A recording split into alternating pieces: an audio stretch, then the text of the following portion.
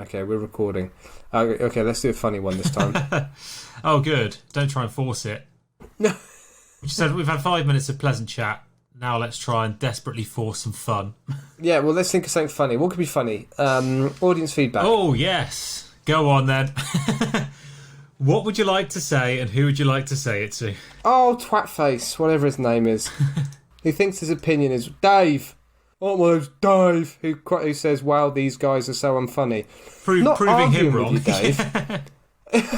But, if you've got nothing good to say, don't say anything. And who comes to our defence? Tupo. Thanks, Tupo. Which I suspect is a type. I think it's a typo for typo. And that's ironic. Yeah. He says humour is, or she, humour is a matter of opinion, but personally I find this hilarious and I literally laugh out loud every week. Take that, Dave.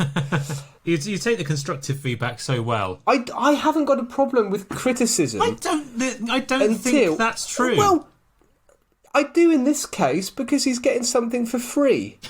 And he doesn't have to listen. Nobody's forcing Dave to listen. Hello to our newest patron, by the way, Dave. Good to have you on board. Who hates it so much, he's decided to wade through it. Just to get as angry as he can. And really build up that rage. Right, now you've got that off your chest, should we do a podcast? Yeah. Hello and welcome to That Was Genius, the little history podcast in which Tom can't wait to get something off his chest. And Sam, who can't really be asked to stop him, it's been a long week already, discuss history stories on a theme. We decide the theme a week or two in advance, but everything else that happens is a surprise. And what is the theme this week, Tom, apart from ranting at internet strangers? Dave! Hello, my name's Dave, and my opinion is so important that I think everyone should hear it. We could just turn off the comments feature. Would that make you feel better? No, I like because we get 95%, no, 65, no, 20% of the comments are nice.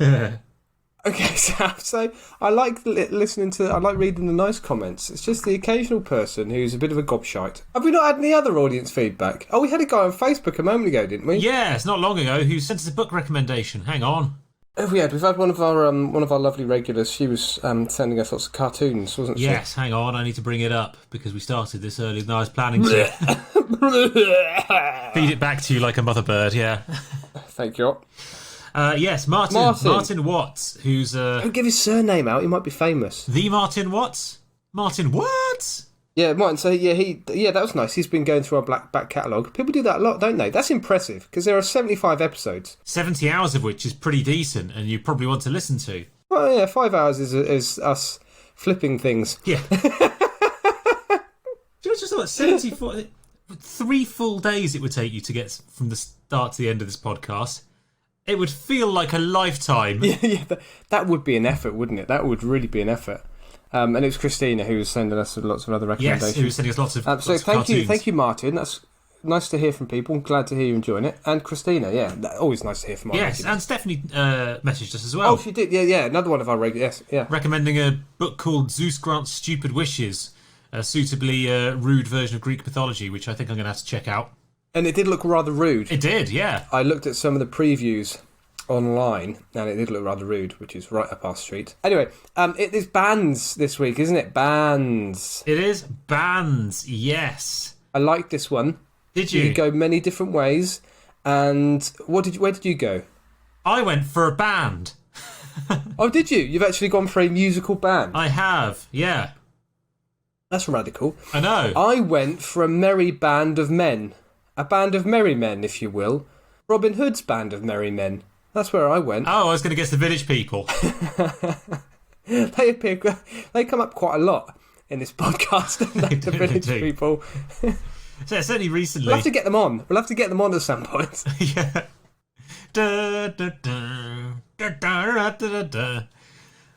What an audio treat that would be. Yeah, I drew them, didn't I? A week ago. You did. They even turned up in our Patreon exclusive cartoons. They did indeed, yes. Got lovely moustaches, haven't they? They do have some outstanding moustaches. They do. Yes, almost a beard, you could say. It's like a beard on the top lip, isn't it? It's all right, I was making a joke. But don't worry, move on. What was the joke? Explain it to me. So Beard is having a girlfriend and pretending to be straight when you're not. How And the village do you people, know? as far as I know, only one of them was gay. Yeah. There How you do go. you know? How do you know all of these LGBT terms?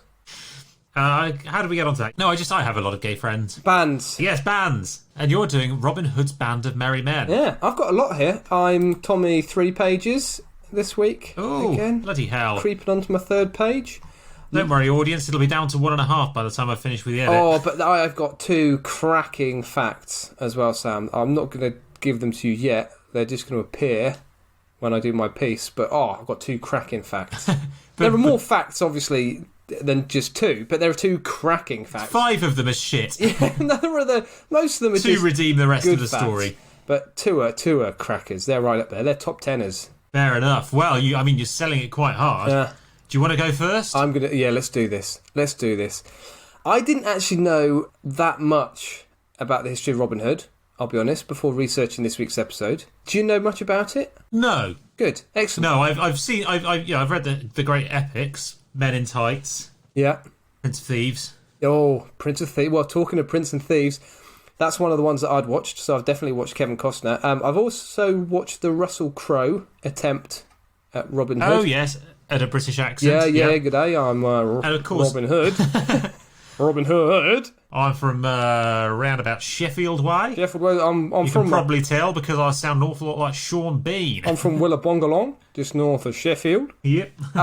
So there's the Russell Crowe Robin Hood. The Sheriff of Not a Lot of Ham. And I'd watched the Disney as well, the Disney film. And of course, Maid, Marian's Merry Men. Absolutely, I was going to move on to that one. That is a cult classic children's TV programme. And I'd like to point out that it was a children's TV programme, has aged better than a hell of a lot of comedies. Oh, yeah, it's still good. It is still very, very good. It's still really good. I was watching Robin in his white Elvis outfit singing a song this morning with Maid Marian telling him he's going to get it very, very dirty. For those who don't know, because we have which is everyone. It's very Blackadder, isn't it? Maid Marian and his Merry Men. Very Blackadder. It's the children's version of Blackadder. Yeah. In fact, it stars Baldrick as Tony Robinson is Robin Hood, I think. No, Tony Robinson is the... No, he's the Sheriff of Nottingham. That's right. Robin Hood is played... Yes. Robin Hood is very stupid and vain, and is played by a guy who's... I don't think he's done much since, but he plays the role really, really well. And then Maid Marian is the brains behind the Merry Men. So there's that little twist. And it's got Danny John Jules of Cat fame. Of Cat in Red Dwarf fame, yes. Absolutely. So really, really, really good.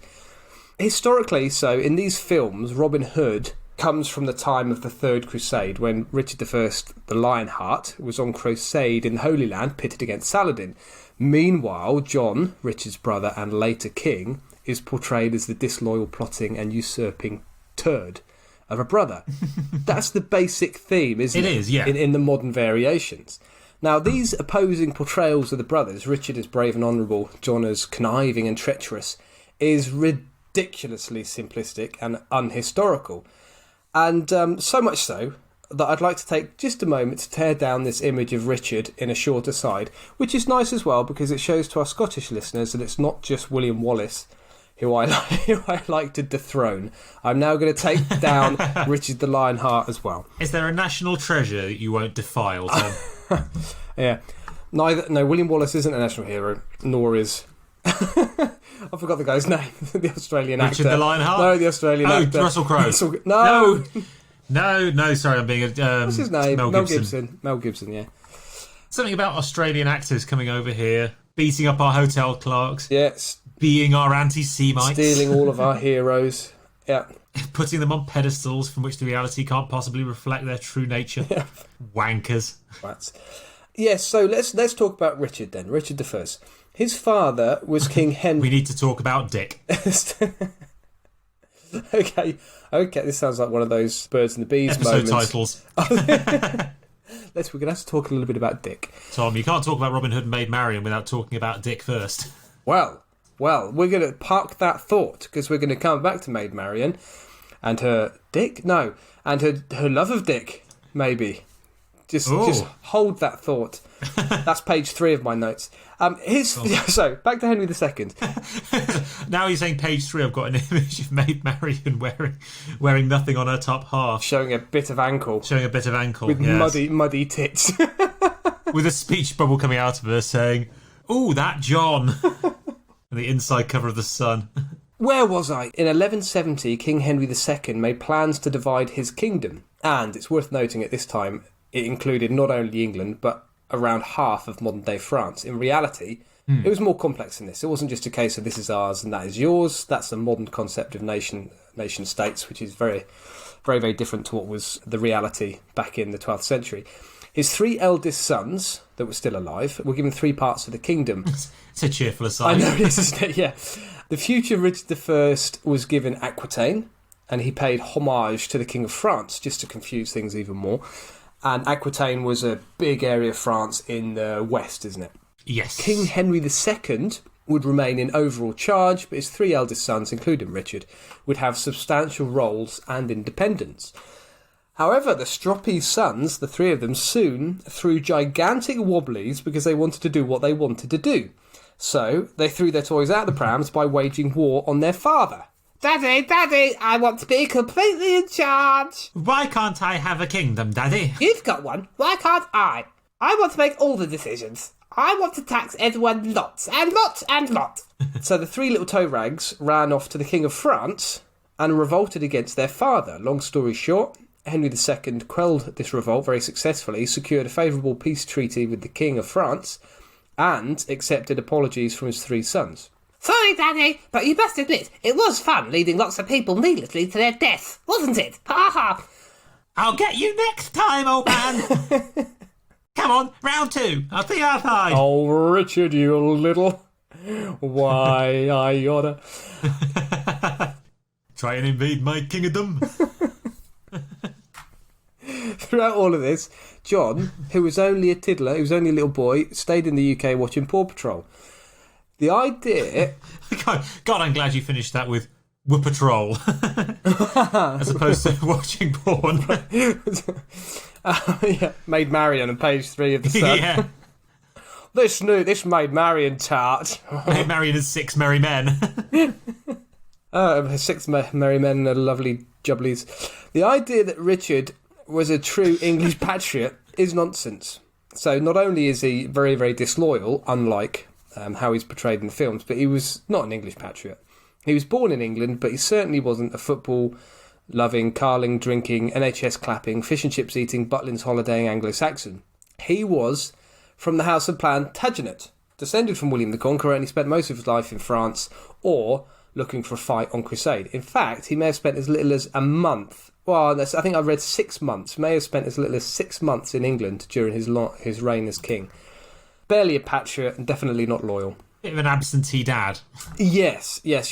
So a bit unfair to criticise John, although I think John has become one of our less successful kings, because it was during the reign of John that Magna Carta was signed by the barons who were upset with how John was leading the country, if I remember my English history correctly.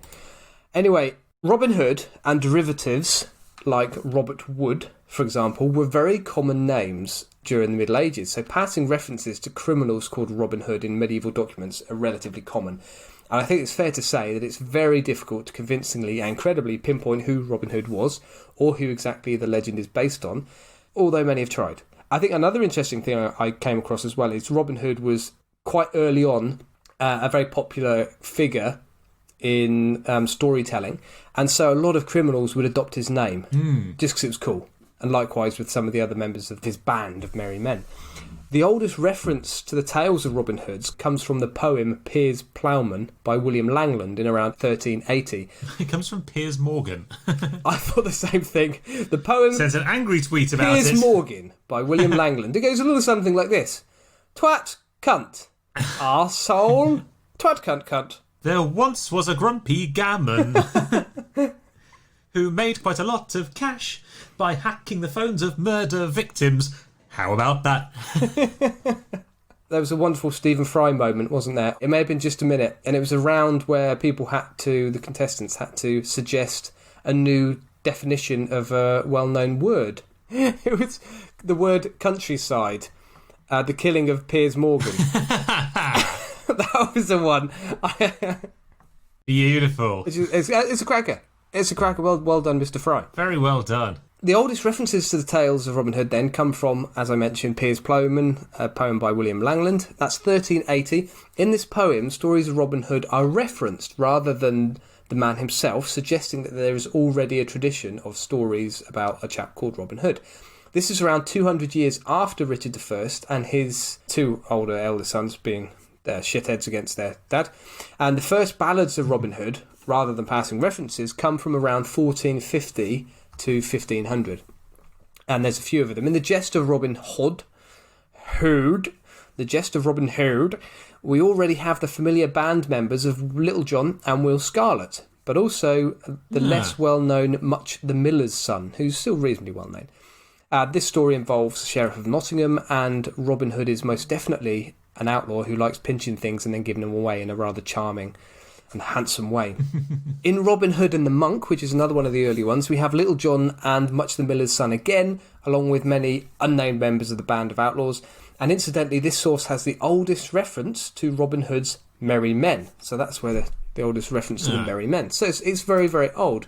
Of these earliest Merry Men, Little John is probably the most famous. The prostitute hiring midget. Sorry, little person. It's not. Sorry, I made a mistake earlier on in the podcast. It's not Little John who has a fling with Maid Marian. It's Friar Tuck, believe it or not. Whoa, But we're going to come on to that. Spoiler. Sorry. That's what he did. Whoa. Well, she's a prostitute. She'd been spoiled a long time ago. Yes, so Little John is probably the most famous.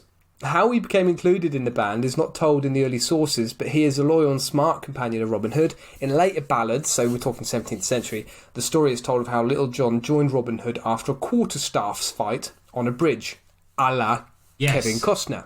So that bit is is in the film Prince of Thieves. Well done, Kevin. 1 point for historical accuracy. To you! Excellent, well done. As with Robin Hood, it is nigh on impossible to find convincing evidence that Little John actually existed, or if he did, that we know who exactly he was. Just search for the smallest John.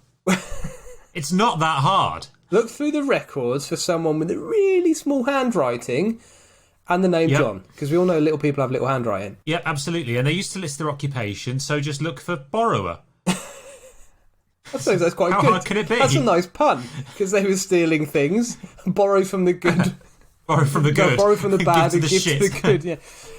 Yeah, so obviously John Little was a very common name, so it's difficult to find him in records. There are lots of local legends about Little John around the UK. He's apparently buried in Derbyshire. You can view his grave. We quite frequently walk past the grave of Little John. Get out of here. On our Peak District hikes, yeah. Get out. Is it a nice grave? It's not a particularly... How long is it? Kind of... How long is it? He's buried in a tuck position, and it's 7 foot long. Unfortunately, he was standing upright. The way that we walk to the church is really quite foreboding. When you're walking up to it, it feels like you're walking into medieval times, because you go up this muddy track up through a field full of cows, and there's always crows, and it's always dark. They're pecking at Brian Blessed's corpse. Is that how Prince of Thieves we're getting here? Yeah. Is that how foreboding it is? It really is. Has it got Alan Rickman taking people's eyes out with a rusty spoon? Yes. Was that supposed to be Alan Rickman? Oh, God, no. That's getting edited out. It sounded like Mr. Burns. Smithers. Alan Rickman just speaks exceptionally slowly, doesn't he? Harry. He does. Potter. Mr. Hood. Have you seen The Cottage? Apparently there's a cottage, also in Derbyshire, where he lived. I don't know the cottage, no. Apparently he was hung in Dublin as well. Again, nonsense. He was hung in Dublin, but it was cold in Scarborough, so it wasn't much of a shower. I don't get it. An erection joke, Thomas. Oh, Sam, you're so rude, aren't you? Seems weird that he was hung in Dublin and buried in Derbyshire, doesn't it? It doesn't really add up either. Yes. What did he do? What did he do to offend the Irish? They took him all the way back to Dublin and hung him. They said, "How are you going to have him back?" Anyway, of more We're done with it. of more historical value, Little John is mentioned alongside Robin Hood in two of the earliest references to the legging-wearing, arrow-pinging legend. That is the Original Chronicle of Scotland, written by Andrew of Winton, and the Scotchy Chronicon of Walter Bauer, also Scottish. The Scotchy Chronicon. The Scotchy Chronicon and the Original Chronicle. Sounds like a nice Northern Irish Scottish blur, wasn't it? That was, yeah. Which leads us nicely on to some interesting facts for you, Sam. Oh, go on. Are these the crackers? I'm good. Oh, this is very good. You are going to like this. Sam, how many official languages of Scotland are there, and what are they? Official languages in Scotland? Yeah, official languages of Scotland. Oh, I'm going to say 3. Okay, and what are they? English, Gaelic. Oh, is there one beginning with K? Which is spoken in some of the Shetland Islands. Kenyan. Well done, Sam. Yes. It's Scots. So you're right, it's Gaelic, English and Scots. Ah. The Chronicle of Andrew Winton is written in Scots. I was thinking cranky, as in Jeanette Cranky. No,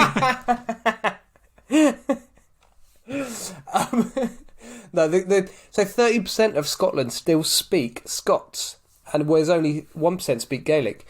And there are also a number of speakers in Ulster as a result of the plantation of Ulster in the 17th century, where Scots and Northern English people were moved to Ulster to work the land.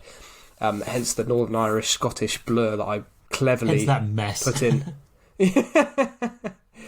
Quite confusing, I know, but I think it evolved out of Middle English, so it's possible for you and I to read it. We could read the Scots and probably understand the majority of it, but it's different enough to be distinguished as its own language.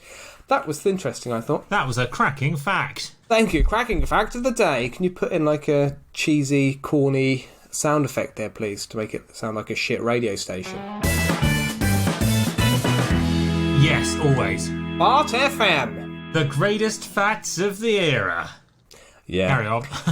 According to an early ballad, Will Scarlet, another of the very early merry men, apparently joined Robin Hood and Little John when he encountered Robin Hood when out hunting deer illegally.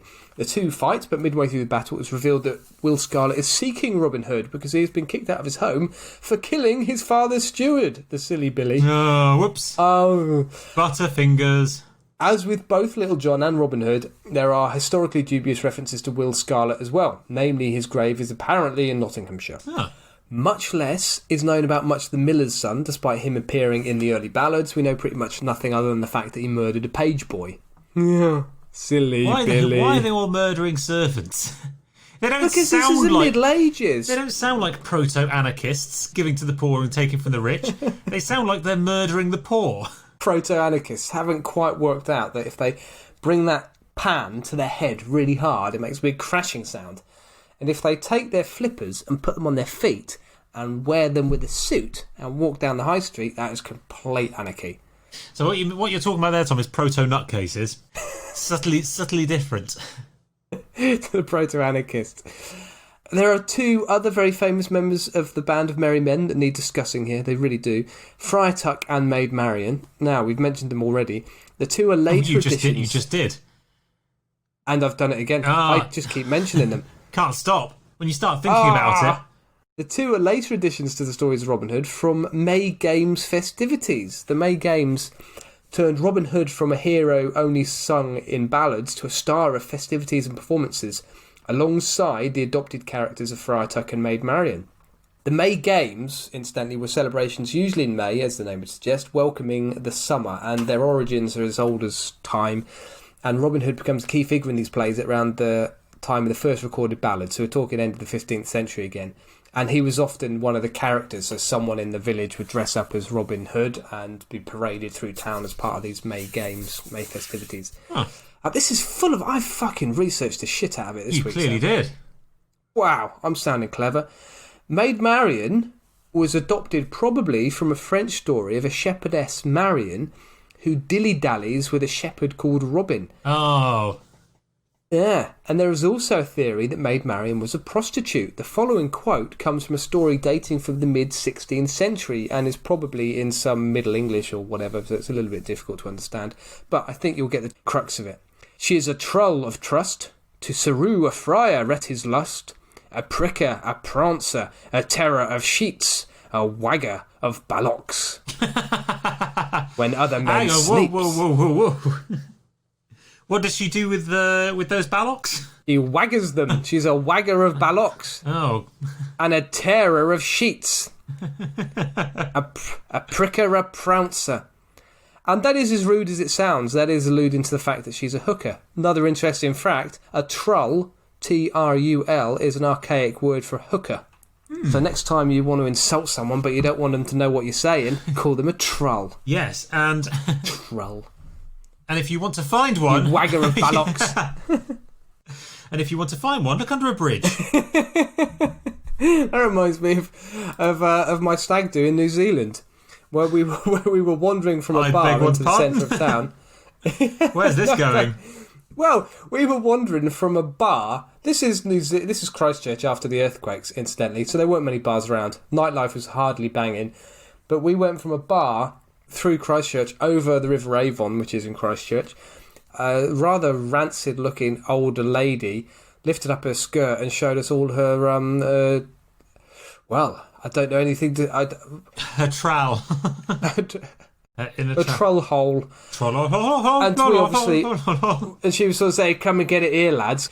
Anyway, one of my mates shouted out, there's a troll under the bridge, which I thought was hilarious. Because she was on a bridge. Ah. There you go. So that was a prostitute who was also a troll on a bridge. There you go. However, let's go back to Maid Marian. She soon becomes a noble lady in all these stories. And interestingly, and this is another cracking smart-ass fact for listeners to pocket. Boom! Put this in your pocket, listeners, and keep it until you watch another Robin Hood movie with your mates. And then, just at the right moment, pause the film and come out with this one. Friars didn't exist in England at the time of Richard I. What? Get out of here! Boom! What? The first friars were Franciscan and arrived in 1224. Richard I died in 1199. So are you telling me, Tom? Are you... Whoa. Yeah. No, there's no limit. Take that fact and shove it up your nostrils. Tom, are you telling me that Robin Hood is a story about time travel? He had a time turner like Hermione Granger. Yes, the time travelling friar. God, this adds layers. The time travelling friar sounds like the name of this episode. I want the time travelling friar really? To be the name of this episode. Not we need to talk about Dick. or a wagger of Ballocks. I love the time travelling friar. That is brilliant. That sounds a bit steampunk, a bit medieval. Or just an excellent kebab van. Yeah, I was going to say the low calorie version is the time travelling George Foreman grilling machine. I found my wife refused prior to last week's recording. My wife refused to let me get on my bicycle and cycle down to the local motorway that I had throw your George Foreman grill off a bridge. No. I like this bridge so much I put my name on it. No. I went for a walk with the boys. We crossed the bridge, and it's a bridge where we wave at lorries, and the lorries all honk their horn, and my boys think it's brilliant. And I looked over the side of the bridge, and there was a George Foreman that had obviously come off the back of a lorry and was sitting in the middle of the motorway. I wanted to go and get that George Foreman. My wife wouldn't let me. Something about traffic and getting run over, and it's probably someone else's. Oh, God, I don't know. Well, I mean, it's definitely someone else's. There isn't a George Foreman grill delivering fairy. Or ants. Yeah. We'll get there. The colony saved for years for that.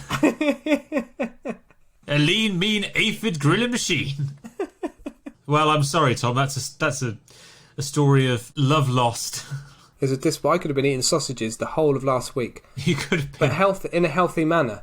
Because all the fat dribbles off so you can eat twice as many. Yep. Fact. Fact of the day. That's another fact. You can shove that up the other nostril. I can't breathe, Tom. I've got restricted airways from the facts. I'm about to shove Alan Adele in your mouth. Oh, God. Yeah. So there are a number of merry men. I like that. Who were named once or twice. Alan Adele, the minstrel. Oh, I'd quite like a minstrel in my mouth. Ooh. They're nice, aren't they? Minstrel, by the way, for our American audience, is a chocolate. Tom is not suggesting he would like a 500-year-old lutist.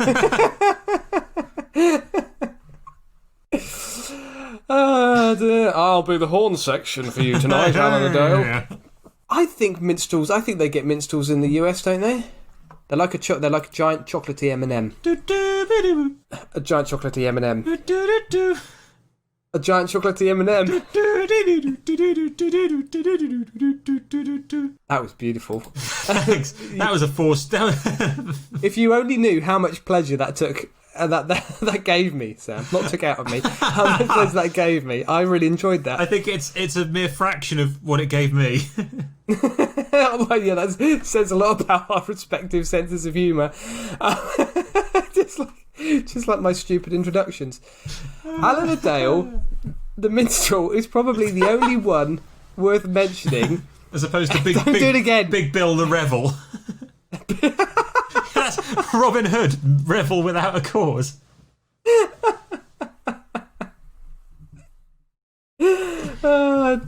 Little John, the smarty only has the answer. No. Yeah. Actually, he should really be called Fun Size John. This is a whole new twist on a rather cliche theme, isn't it, Robin Hood? Yeah. This could be how we reboot Robin Hood. Yes. Robs from the rich to give a delicious cream filling to the poor, yeah. Oh, hang on. No, that came out wrong. Anyway, yeah, so Alan Adele makes a good number of appearances and has become a frequent character in Robin Hood stories since. The best example of this character, in my opinion, is the narrator of the Disney Robin Hood films. Oodlally, golly, what a day, the enormous cock. He was actually a rooster. He was a massive rooster, yeah. And that is historically inaccurate from what we know. He wasn't a rooster in the original stories. No, he might have been a giant snail if medieval chroniclers doodles are to be believed. Or a kidnapping hare. Yes. Brilliant. Now, if you were kidnapped by a giant rabbit or had to fight a snail, then you'd have an excuse to sing oodlally, golly, what a day. Yeah. It's very Beatrix Potter now you think about it, isn't it? It is. Peter Rabbit. Dragging drunken monks down holes. Beside giant that's letters. How they got there. The last character I'll mention then is the Moor, or the Saracen, most famously, I would suggest, played by Morgan Freeman in Robin Hood, Prince of Thieves. Since this, there have been similar characters in a number of films, and this has no historical precedent beyond the last 30 years. So there you go. That's my Robin Hood, my delve into Robin Hood. Did you find it interesting? I did find it interesting. I did. I thought that was very interesting. I did enjoy researching that. And now I'm hungry as well. Now I need some chocolate. You need some minstrels. You need some Alan Adels. They do packets. They call vice versas, where you get white minstrels and black minstrels, which is just the most racist chocolate. It's not just because something happens to be the same colour as an African skin doesn't make it racist, Sam. No, but black and white minstrels is definitely racist. Oh, no, that is okay. No, I'll take that back. No, I see what you did there, and I would like to retract my previous statement. That was very interesting, Tom. I thoroughly enjoyed that. Good. Was it a tasty topic? It was a tasty, tasty topic. Did he steal from the rich and give to the poor? Was there any actual truth behind the original legend? Or was it just... I think from quite early on, he is stealing from people and giving to other people. But not so much from the rich to the poor. He's just kind of thieving things in a... He's just stealing sort of for charming, fun. ruffian way. Oh, he's just pinching stuff off people when they're on the highways. And sort of giving things away because he doesn't care. Because he's like a handsome... Well, actually, what he's doing is he's stealing money from people on the highways and then spending it at the pub, and in that way giving it back to the poor. Whoa, yes. What he's doing is spending the money that he's stolen. He's giving it back to the economy. But yeah, so it's the same as millionaires nowadays who, earn just excessive amounts of money and don't pay their taxes. What they are doing is they're spending it on yachts. Yes, they're giving it back to the poor yacht manufacturers of the world. Exactly. Yes. Exactly. And we should all be grateful for that. And we actually, should. I don't know what we're all talking about when we insist that they should pay their taxes in the countries that they reside. I'll pay their share, Sam. I'm happy to pay Richard Branson's share. It's the least you can do, really, isn't it? In fairness, I don't know if Richard Branson is particularly bad. He literally owns a Virgin Island. He does, doesn't he? Yeah, he does. It's pretty cushy though, isn't it? What, owning an island? Yeah, that's pretty good. Yeah, it's great. Doesn't Elton John own one in Scotland? I mean, you can own a fairly small Scottish island, I think. Yeah. There are some pretty small Scottish islands. We're trying to work a Little Island song into an Elton John song. Oh, God. Archipelago rock. Don't let the sun go down on my little island in Scotland. I guess that's why they call it Mull. I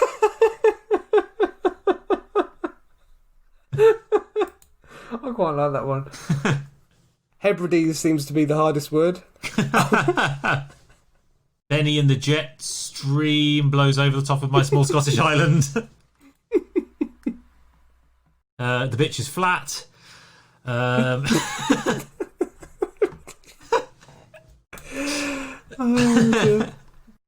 Okay. Yeah, let's move on. I think we've tried our hardest.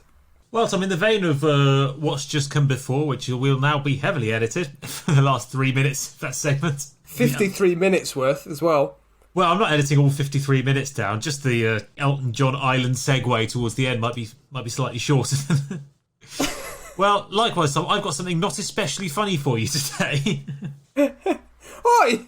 Because I've got a concentration camp story. Hey! So everyone pay attention. Yes, which means I do have to be a little bit careful about the jokes that I make, but it is an incredible story and a really interesting snapshot of life in Nazi Germany, if you happen to be a Jewish trumpeter.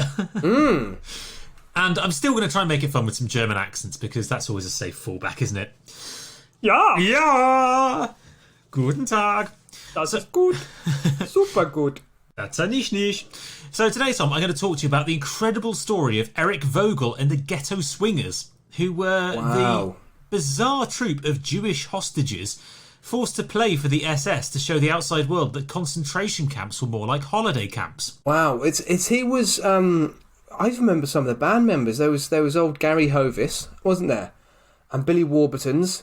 Hang on, where are you going with Eric Vogel? Or did you think Have you? Oh, they don't have Vogels here, do you? Vogels is a New Zealand brand of whole grain bread.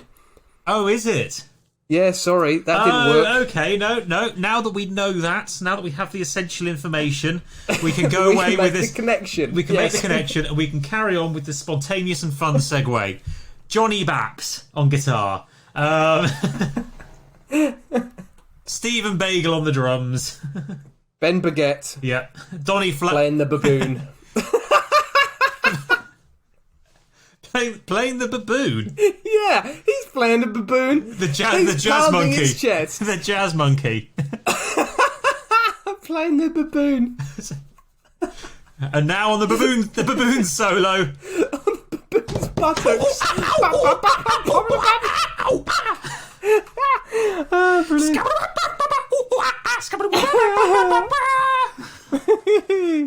Beautiful.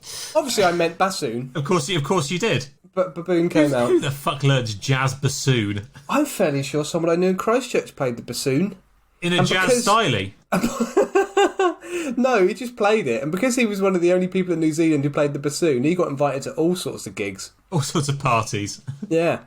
Wow, there we go. It's nice to have a niche. A niche. Oh, God, sorry. That's fine.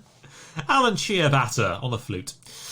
Now, jazz in Nazi Germany was in a bit of an odd position, Tom. Officially, it was known, obviously very derogatorily, as jungle music, a racist term to dismiss it as something only uncivilised black people and Jews would play. In fact, jazz was officially banned by the Nazis. On the other hand, everyone bloody loved jazz. The Germans were obsessed with it. And the SS were quite happy to force anyone who could play a note into camp bands to entertain them at birthday parties and official functions. Oh, are you serious? Yeah, so they would... So they've got malnourished prisoners awaiting their death playing jazz music at their weddings. Still in their striped pyjamas. Fuck me. Well, actually, no. They had uniforms made for them. Oh fuck. There are quite a few photos of concentration camp jazz bands playing in. Oh, good lord. Not very pleasant. But anyway, that was the situation that was. You had music that was officially banned, but the SS were forcing people to play.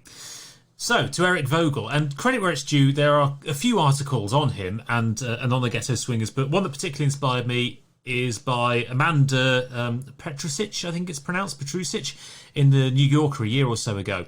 So not really a historical source as such, but a really nice article that sums him up quite nicely. So, Vogel was a Czech citizen, or Czechoslovakian as it was then, born in 1898 and was a keen trumpeter. He farted day and night, Tom. crowing with the roosters, tooting with the owls. So in March 1939, Hitler marched into Prague, and Vogel got a knock on the door from a Gestapo officer, which was very odd, considering the two men actually knew each other from jazz jam sessions around the city. Oh, hello. Guten Tag, this is slightly awkward, but you'll I see have to lead you to a death, but you know how it is. Yes, sometimes the music has to stop, and... Well, you might be lucky. My daughter is having a birthday party in 3 months' time. We might get you along to play at her birthday party. You won't have much energy because you'll be very malnourished by this point. When I said I was going to be careful about the jokes that I make, what I meant was jokes about malnutrition. Pretty soon, Vogel found that his trumpet was confiscated, though not... Now that the Nazis are in town, I really want to make lots of noise and draw attention to myself. Yes. I was planning on doing some late-night practice. Yes, now would be an excellent time to very loudly play my trumpet. Every time a German officer trips on the cobbles outside, from the attic comes the... Brah, brah, brah, brah. Shh, Eric, shh. It's funny, we get it, but... Yeah. Shh, the Gestapo are coming up the stairs. Who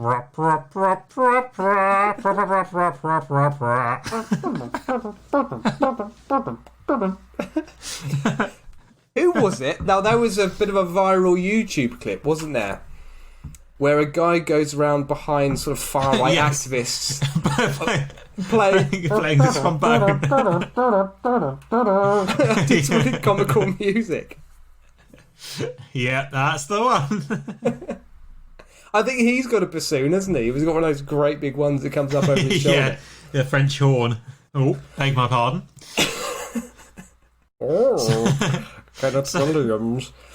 So yes, pretty soon his trumpet was confiscated, much to the relief of his family, I suspect. Though not before he sabotaged it by pouring acid through it so it couldn't be handed over to a German military band. Although some would argue, Tom, that simply trying to play a trumpet can be sabotage enough. Actually, because he knew this Gestapo officer from jazz, actually he had a reasonably good deal in Prague, and pretty quickly he got given a job with the Jewish Council of Prague, which was paid for by the Nazis, teaching jazz and building a jazz band. Something which was actually illegal to do under Nazi occupation, but that he was being paid by the Nazis to do. Hey-ho. Again, hypocrisy. Quite low on their list of crimes. Yeah. Anyway, he got a bit of Right, I think at these Nuremberg trials, which are about to start, we will begin with these accusations of hypocrisy and of not washing up the dishes. Mr. Himmler, on April 6, 1944, you are accused of not bringing the bins back in after the bin men had been... What? How do you plead? I will do it tomorrow. That's what he says every week. I was watching Netflix. I was very tired. I forgot it was recycling day, not black bin day. So pretty quickly, Vogel got a bit of a reputation, and in March 1942, when deportation started and he was put on a train, or transport started, sorry, he found himself in a camp known as, and I'm going to pronounce this wrong despite being part German, Theresienstadt in Bohemia, Moravia in the modern Czech Republic. And I've written it again. Theresienstadt was a very odd place, Tom. It was built as a model camp to show the International Committee of the Red Cross to prove that Jewish people were being treated perfectly well by the Nazis. Ja, and here is the tiny house, and if you kneel down and look through the window, you can see tiny, tiny chairs with little buttons on them. And look, in the main square, one of the officer's trousers has fallen down, and you can see his lady panties. This model camp really is a marvel, all hand-painted by Klaus over here, and a perfect replica, only 4 inches high. How could anybody be sad looking at this model camp? Oh, wait, here comes the train. Choo-choo. Look, there is a Santa Claus in it. It is very good. I like the idea that this concept of taking an ethnic group and forcing them to live somewhere can be shown to the Red Cross as being, no, that's fine. No, we're sending them to a lovely camp. So no, the whole concept is wrong. Prague is shit. They need a holiday. It was wrong the moment you started rounding up an ethnic group. Yes. Not where you put them. That wasn't the problem. I mean, it's part of a problem, but it's not stage 1 of the problem. It's not the first bullet point in the list of things what you've done wrong. That, Tom, is hypocrisy. The camp was a very strange place indeed. Behind the scenes, it was, like all concentration camps, horrific and squalid, and people were starved and treated horrifically. But from the outside, it was a lovely place. The main square of the camp had a bandstand and a coffee shop, and when inspectors came round, everyone was given a picnic and ordered to complain that they were being given sardines yet again. Could they have a bit more variety, please?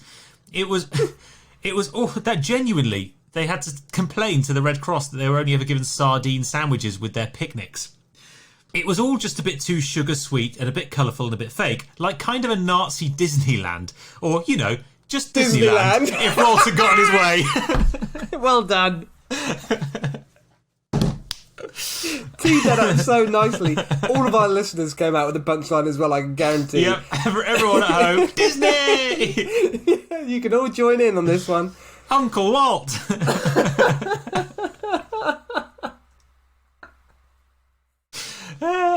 Good. Oh, I'm glad you enjoyed that as much as I did. So Vogel was put in charge of the camp band, who would play happy bouncy tunes for the inspectors whilst the inmates were ordered to dance along. It was really horrific, psychologically damaging. And because this was the model camp, some of the best artistic and creative talent in Europe found themselves moved here and were somewhat free to show off and demonstrate their skills. So it was a really odd situation in which you had this strange artist enclave concentration camp. This included a large number of the world's best jazz musicians. Somewhat crudely, and the German in me gets a massive headache saying this, the Nazis did kind of have a point in that most of the best jazz musicians in Europe at the time were Jewish. Jazz borrows a lot from klezmer music after all, so it's got a lot of Eastern European influence. Meanwhile, Tom, you may be surprised to know that the Nazis themselves kind of lacked rhythm. More into synth pop, Tom. Not when they goose step in. They are bang on it. Well, yeah, they're more into synth pop. New Order, if you like. Oh, yeah, okay, fair enough. Attack Joy Division! Yeah. Send in the Joy Division! Radio transmission. So what makes them so joyful? Well, it's all the amphetamines. It's the Percocet. The Germans were given amphetamine-infused chocolate. Oh, nice. Ah. Well, cocaine was in Coca-Cola, wasn't it, originally? It was, but that was in the late 19th century. The Germans pilled up to the eyeballs, obviously off their tits. So Vogel was put in charge of putting together a band from all of these jazz superstars from around Europe, which he called the Ghetto Swingers. Somewhat awkwardly, whilst he started as the first trumpet, as the prime trumpet player, he was nowhere near as good as most of these players, and so within a few weeks a vote was held, and he was politely asked to take a few steps back to the third row, if possible, play quietly. Maybe they were just a bit backwards, and he was just playing some real out there jazz. Maybe he was. Maybe he was freestyling. Yeah, he was just ahead of his time. It was a bit like Michael J. Fox in Back to the Future. Yeah, absolutely. You're not ready for this, but your kids are going to love it. Yeah. So yes, they did ask him to move back, which is fair enough when a bum note could get you killed.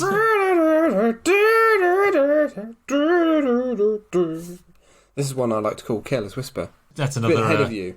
That's another chocolate pun. Yeah. But the band were hugely popular with the SS, who would enlist them to play regularly. In fact, this band were even forced to provide the soundtrack to a German propaganda film called The Führer Gives the Jews a City, which, Tom, is not to be confused with Führer in the City, in which Hitler tries to balance his complicated love life and career as a fashion writer in New York, whilst getting the latest gossip over brunch with his gal pals Goering, Himmler and Kim Cattrall. Also not to be confused with Babe, Hitler in the City.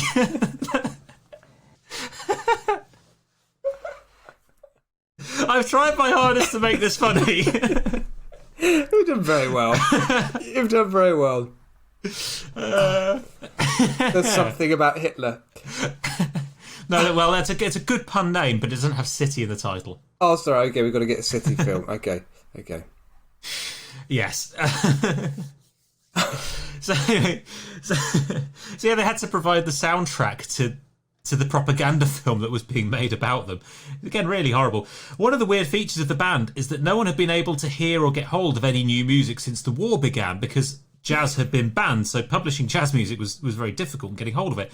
So they were still playing the greatest hits of 6 years previously, not unlike commercial radio stations do today.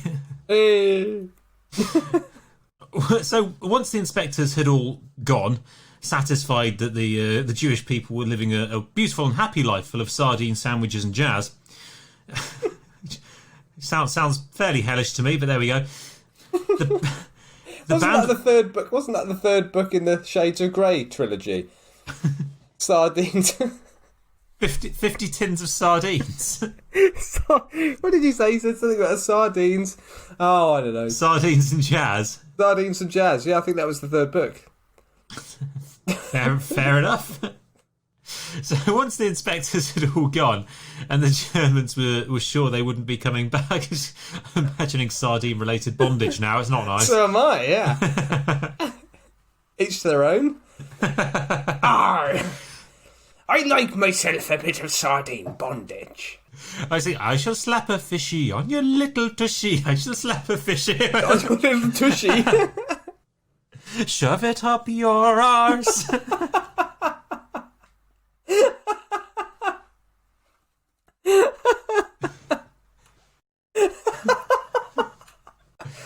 Oh dear. How did we get here? So once the inspectors had all gone and the Germans were sure that... I'm imagining Mr. Birdseye opening a tin of sardines and shoving a sardine up someone's arse right now with his yellow mac on and his big beard. I'll give you a fish finger, lad. Oh no. Safe word is omega-3. Nice. Yes, and for the third time, once the inspectors had all gone and the Germans were sure they wouldn't be coming back. No. Once the inspectors had all gone and the Germans were sure they wouldn't be coming back, the band were put on a train and sent to Auschwitz.